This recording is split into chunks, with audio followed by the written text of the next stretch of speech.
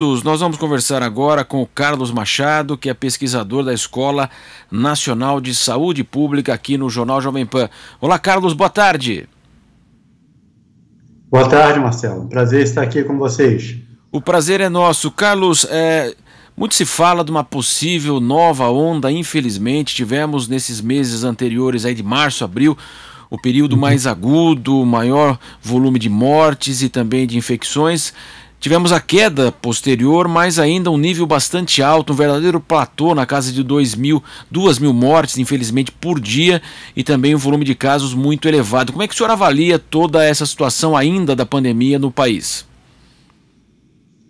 Olha, eu avalio que a gente teve esse período de crise aí, entre março e abril, um período bastante crítico e grave, né? Nós tivemos uma melhora, sem dúvida, no mês de maio, com uma pequena queda, mas não foi uma queda sustentada, Marcelo, uma queda que a gente possa considerar que pelo menos durante 3 semanas seguidas a gente pudesse ter uma redução no número de casos.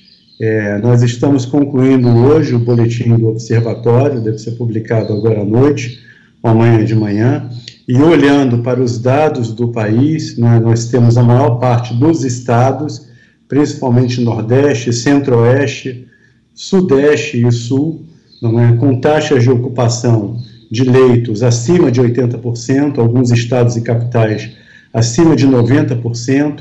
A ocupação de leitos é a ponta do iceberg, porque o registro de casos, por vezes, tem um atraso de 2 ou 3 semanas, ou seja, só daqui a 2 ou 3 semanas que a gente consegue enxergar de forma mais clara o crescimento de casos, mas ele já vem ocorrendo, né? Então é uma situação que eu diria de um alerta crítico que voltamos nesse momento agora. A situação do país está entre aquela do início de março e da última semana de fevereiro. Então é uma situação de alerta, é uma situação que exige de todos nós e da maior parte dos estados, e principalmente capitais aí, um fortalecimento das medidas de distanciamento físico, social, higienização das mãos, uso de máscaras com campanhas massivas e distribuição de máscaras de qualidade, fundamental nesse momento, até que a gente possa ter a contenção da pandemia com as vacinas. Estava vendo a matéria anterior, nós tivemos a experiência de Serrana, apresentada pelo governo de São Paulo, nós estamos aguardando uma publicação desses dados, uma publicação científica, ela é certamente importante, mas ali os dados demonstram que com 75% de imunização da população, você teve uma queda bastante significativa, em termos de internações, casos sintomáticos e principalmente óbitos. Então, sem ampliar a imunização, até lá a gente vai ter que conviver com fortalecimento das medidas de distanciamento físico e social, depois um breve afrouxamento, fortalecimento de novo, mas um monitoramento contínuo, uma atenção permanente. O país, Carlos, vive aquele dilema, de fato é uma crise sanitária que provoca também um estrago muito significativo na economia. Então, nós tivemos aquele fechamento aqui em São Paulo, falando especificamente aqui do estado, depois a reabertura, inclusive haveria uma flexibilização até maior em junho, que foi revista já em função dos dados aí preocupantes, como você citou. Esse abre e fecha também confunde muito as pessoas. Quando se abre parece que está tudo bem, e também há um relaxamento, ao passar do tempo, aí as pessoas, claro, cansadas também de todas as restrições, mas de fato essa dificuldade econômica não podemos fazer como a Inglaterra, que banca salários, tem um aporte financeiro muito expressivo em relação à economia, e é isso que motiva o fechamento. Logo tem uma melhora, já abre tudo, e a gente tem observado isso, essa permanência, como você disse, nesse platô muito alto, infelizmente, de casos e mortes, Isso, Marcelo, desde o início da pandemia, estava previsto e projetado que ou a gente trabalhava com uma ideia de contenção completa, o que seria impossível, porque seria como um lockdown durante meses seguidos, ninguém aguenta isso, ou ter que trabalhar com a alternância de medidas mais rigorosas de fechamento, depois abertura, rigorosa de fechamento, abertura, ou seja, numa alternância das medidas de fechamento e abertura. Se desde o início se tivesse sido trabalhado através de campanhas da gestão, desde o governo federal, passando pelos estados e municípios, certamente hoje nós estaríamos numa outra situação, porque não tem outra forma de enfrentar essa pandemia até que a gente tenha a maior parte da população imunizada. Então, ao ter negado, não que isso é a forma de gestão da pandemia, nós acabamos tendo uma gestão que foi alternando, mas alternando essa abre e fecha de forma não programada, de forma reativa e não antecipatória. Essa forma reativa, com a negação de que nós estamos vivendo efetivamente numa pandemia, isso desde o início, certamente agravou essa situação econômica. O Brasil não é um país pobre comparado com outros países, o Brasil é um país de muitos pobres. Então, na pandemia, certamente nós temos que enfrentar essa desigualdade simultaneamente. E, certamente, para as pessoas mais pobres, ou que não têm possibilidade de trabalho remoto, essa situação, sem dúvida, é mais crítica. Mas não havia e não há outro jeito de enfrentar essa pandemia, primeiro, investindo na imunização, então mais vacinas é melhor. Segundo, as medidas de distanciamento físico e social com fortalecimento do sistema de saúde, não só leitos UTIs, mas atenção primária à saúde. Terceiro, o sucesso dos países que conseguiram enfrentar a pandemia foi proteger a economia e proteger as pessoas. Então, essa contradição, essa oposição entre saúde e economia não houve nos países que souberam bem enfrentar essa pandemia, porque ela faz parte do próprio contexto da pandemia. Ela tinha que ter sido antecipada, projetada com uma gestão mais prospectiva, antecipatória e menos reativa. E, Carlos, também observamos as variantes, infelizmente, tudo indica que elas são muito mais contagiosas. Felizmente ainda as análises de que as vacinas estão cumprindo o seu papel, ainda elas conseguem cobrir, mas isso também trouxe um outro cenário que deveria ser acompanhado de uma melhor reavaliação também desse modelo, Também em termos aí das nossas fronteiras, eu acho que nós descuidamos um pouco do controle das nossas fronteiras para as outras variantes e agora para essa indiana. Sem dúvida, as novas variantes significam uma preocupação por sua maior transmissão, mas o que a gente está também observando ao longo dos nossos boletins, e nesse isso aparece de forma muito nítida novamente, é uma mudança do perfil demográfico aí, dos casos, internações e óbitos, com uma população cada vez mais jovens e abaixo de 60 anos, de 50 anos, sendo internada, inclusive vindo a óbito. Isso tem a ver também com os cenários de transmissão. Então, Marcelo, isso nos chama a atenção que, embora a gente venha reduzindo o número de internações e óbitos para as pessoas mais idosas, a pandemia não acabou. Ela continua atingindo pessoas e as pessoas mais jovens. Então, nós teremos que trabalhar até que tenhamos a maior parte da população imunizada, combinando uma multiplicidade de medidas de controle. Eu estava vendo aí vocês apresentando a matéria sobre o Rio de Janeiro lá, sobre desabamento, e os jornalistas chamando a atenção da necessidade de uma multiplicidade de ações para evitar que esses novos cenários ocorram.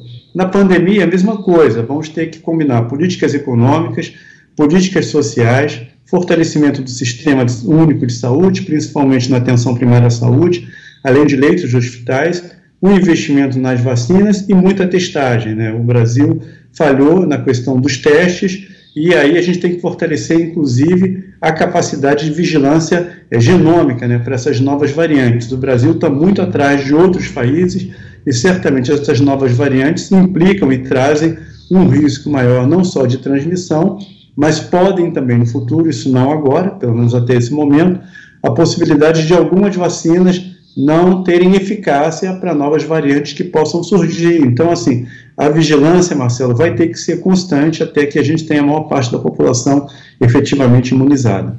E ainda nessa linha da vigilância, Carlos, a gente cada vez mais observa casos próximos de amigos, parentes, infelizmente mortes também, e vivemos aí agora um feriado, que aqui em São Paulo não é feriado, mas o clima da cidade você percebe que deu uma paralisação também. Ele foi antecipado, esse feriado de Corpus Christi aqui, mas no Brasil não. A gente observa as estradas mais cheias, uma movimentação maior, e as pessoas muitas vezes acreditam que naquelas pequenas reuniões familiares nada vai ocorrer, E, infelizmente, muitas vezes uma família inteira é infectada e daí morre um ente da família, o outro. Esses dramas também que são realizados. Eu queria que você falasse também desses encontros que muitas vezes parecem ser totalmente insuspeitos e também seguros, mas na prática, infelizmente, não, né? Boa questão, Marcelo. Assim, obviamente, hoje nós temos uma parcela da população já imunizada, principalmente as pessoas com mais idade, mas a maior parte da nossa população não está imunizada.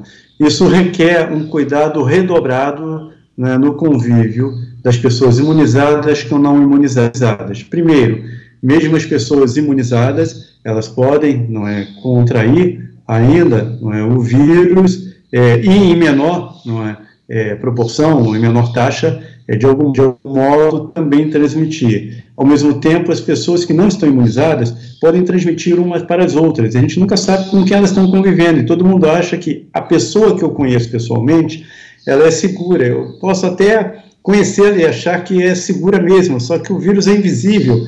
A gente não sabe quem tem e quem não tem. E os estudos mostraram, desde o ano passado, né, que uma multiplicidade de milhões de pequenas reuniões tem um impacto tremendo do ponto de vista coletivo na transmissão.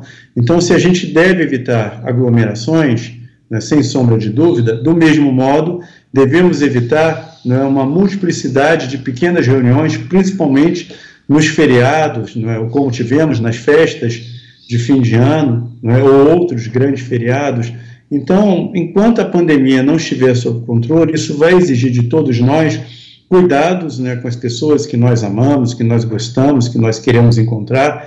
E a melhor forma de ter cuidado é procurar se encontrar em pequenos grupos, locais abertos, isso é fundamental, com o uso de máscara, sem sombra de dúvida, a higienização das mãos, não é? Mesmo em locais onde você tenha pessoas que já foram vacinadas, até que a gente possa ter a maior parte da população vacinada e efetivamente a gente possa todos novamente nos encontrar, nos abraçarmos, apertarmos as mãos, né, tomar um chá, um café, um chopp, um vinho, né, todos nós queremos isso, mas ainda não é o momento adequado para a gente fazer isso, mesmo em pequenas reuniões, sem a proteção adequada, né, como eu falei anteriormente. Exatamente, Carlos, até para a gente fechar essa questão dos ambientes abertos, a gente observa muitas vezes que pessoas vão para os parques e aí não utilizam máscara, as pessoas estão andando, e também, olha, tem esse mito de que no ambiente aberto não vai haver risco. Queria que você falasse um pouco também sobre isso. Bem, os Estados Unidos, eles liberaram, né, o não uso de máscaras em ambientes abertos, mas lá você tem uma situação onde a maior parte da população já foi imunizada. Essa não é a nossa realidade ainda. A gente tem mais da metade da população que sequer recebeu ainda a primeira dose. A gente tem muita gente para vacinar ainda. Então, essa situação ainda requer um certo controle, né, o uso de máscaras, mesmo em locais abertos e evitando aglomerações. É um vírus que é transmitido de forma aérea. Então, é muito importante a gente estar atento a isso. Então, o uso de máscaras, sem dúvida, ainda é muito importante. Quando a gente tiver a maior parte da população imunizada, certamente todos vamos poder estar nos parques, nas praias, sem máscaras. Nesse momento, ainda exige o cuidado necessário. Tá legal, nós conversamos com o Carlos Machado, que é pesquisador da Escola Nacional de Saúde Pública, conversando conosco sobre a pandemia. Carlos, muito obrigado pela sua participação aqui na Jovem Pan. Eu que agradeço, Marcelo, uma boa tarde para todos. Boa tarde, boa tarde.